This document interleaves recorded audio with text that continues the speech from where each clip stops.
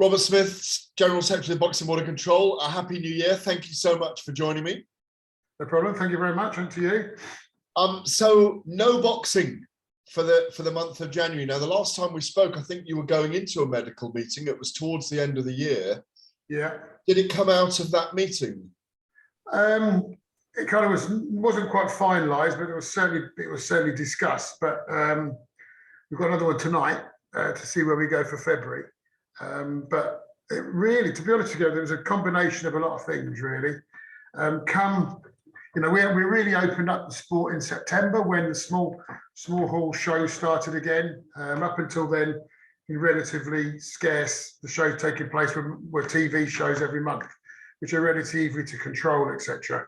Then September, we obviously had a very, very busy period. October and November. November, we had 40 shows. I remember talking to you about that, 40 shows. And one weekend, I think we had 15 shows. And then December was 27 shows. Now, we've never had 40 shows in November ever. And we've never, as far as I can remember, never done 27 shows in December, which December is ultimately 2.5 weeks, 3 weeks, because obviously you don't run much in the last week of December. And we noticed in November the number of positives, COVID positives coming back were increasing quite alarmingly. And you'd expect that because there's more shows, there's more people making contact with each other, etc., and more testing. But it got to the point after the last weekend of December, the 18th, the Manchester show, and then we had a show at Rainton Meadows that Phil Jeffries put on, that the positives coming out of that were alarming, certainly a lot. And we obviously, the doctors spoke to the doctor, and a number of doctors going down as well. And really a combination of that, and also the meetings just before Christmas with the doctors, was that a lot of them were saying that the first 3 weeks of January are going to be very difficult.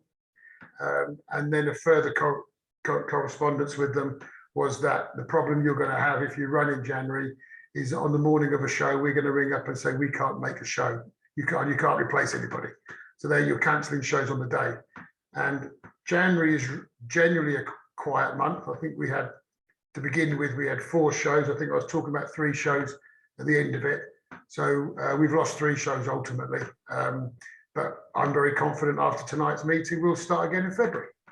What about obviously there was a big show in Wales, Liam Williams and Chris Eubank Jr. scheduled for the 29th. Obviously that'll be put back. Was Wales's COVID situation an impact? Well, in Wales at the present time, there's no fans allowed anywhere. That's right, yeah. So if that's in place anyway, I've spoken to John Wishusen, who works, obviously, John very well, with regard to that event. And that is a contest that needs fans. Ultimately, I don't want to go back to behind closed doors. We did it as a means to get boxing up and running, but we don't want it anymore. And to run that fight, well, it's a promoter's final choice, but to run that fight with no fans would be a complete waste of a very, very good contest. So, I think they would have to make that decision anyway, moving it back into February at least. We are waiting in Wales for the First Minister to give us some instructions of what's happening in Wales, and I think that's the end of this week. And we'll see where we are after that. But hopefully, if they can get fans back in February in Wales, that'll be on in February. What have you made of the comments from one of the promoters, Frank Warren, notably, that it was, he even went as far as say it was incomprehensible and even incompetent by the board? But slightly disappointed, because I don't genuinely want to make comments about promoter show or something. I'd ring them up and wouldn't put it out on social media, but that's his choice. And I would not criticise him for that, but that's just not how I work.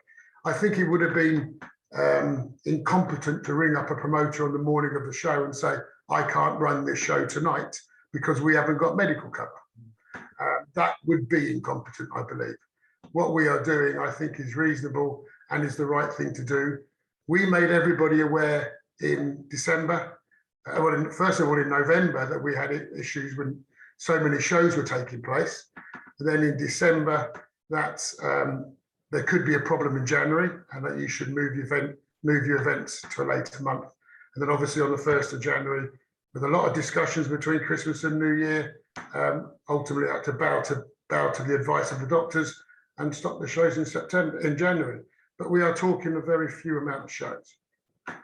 So you're very happy with having to do that, and you've done the right thing, yeah?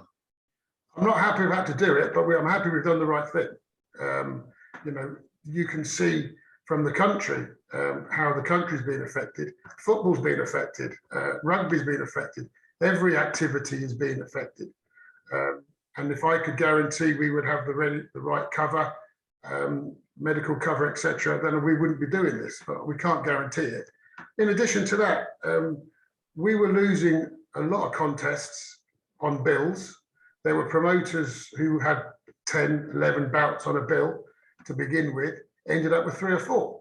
And they put a lot of work into that, and we as a head office put a lot of work into that. And then for nothing to happen, it's frustrating as well. So, and we also, in November, although we run 40 shows, at one point we had 50 shows proposed, of which we lost 10. That's 20%. That's a lot. That's a lot of shows to lose.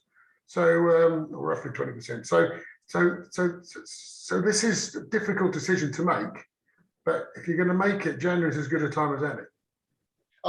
Finally, Robert, obviously we start 2022. We'll hopefully start at the beginning of February.